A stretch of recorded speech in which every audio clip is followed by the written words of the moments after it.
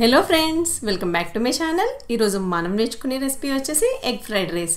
ఈ egg fried రైస్లో మనం ఎటువంటి సాస్లు యూజ్ చేయకుండా చాలా హెల్తీగా తయారు చేసుకోబోతున్నాం. ఈ రెసిపీ మనకి 5 నిమిషాల్లో తయారు చేసేసుకోవచ్చు.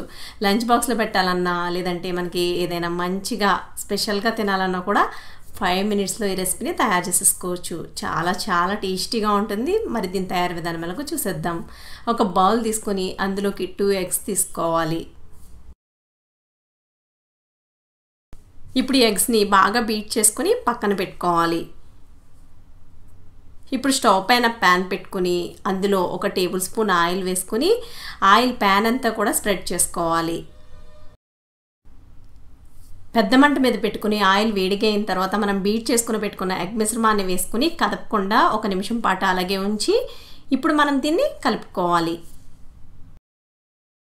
ఇప్పుడు చిన్న మంట మీద పెట్టుకుని 1 నిమిషం పాటు వేయించుకున్న తర్వాత దీన్ని పక్కన పెట్టుకోవాలి.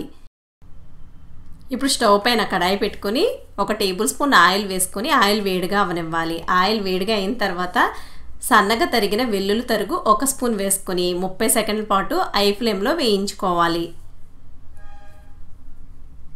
ఇప్పుడు ఇందులో ఒక మీడియం సైజు క్యాప్సికమ్ తీసుకుని సన్నగా తరిగి వేయాలి. 1 క్యారెట్ మీడియం సైజు తీసుకుని సన్నగా తరిగి వేసుకోవాలి.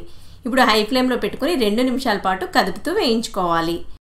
వీటిని ఎక్కువసేపు వేగే వరకు వేయించకూడదు, ఇలా హాఫ్ కుక్ చేసుకుంటే సరిపోతుంది. ఇప్పుడు ఇందులో 1 కప్పు రైస్ వేసుకోవాలి.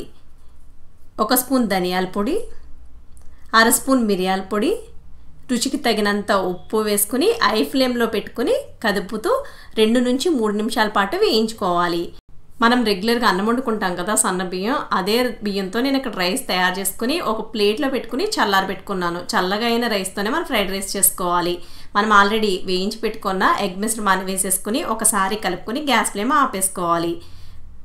మనం మిగిలిన రైస్తో కూడా ఈ ఫ్రైడ్ రైస్ని తయారు చేసుకోవచ్చు.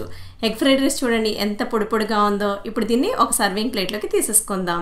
ఎంతో రుచికరమైన ఎగ్ ఫ్రైడ్ రైస్ ఎంత సింపుల్గా రెడీ అయిపోయిందో చూసారు కదా.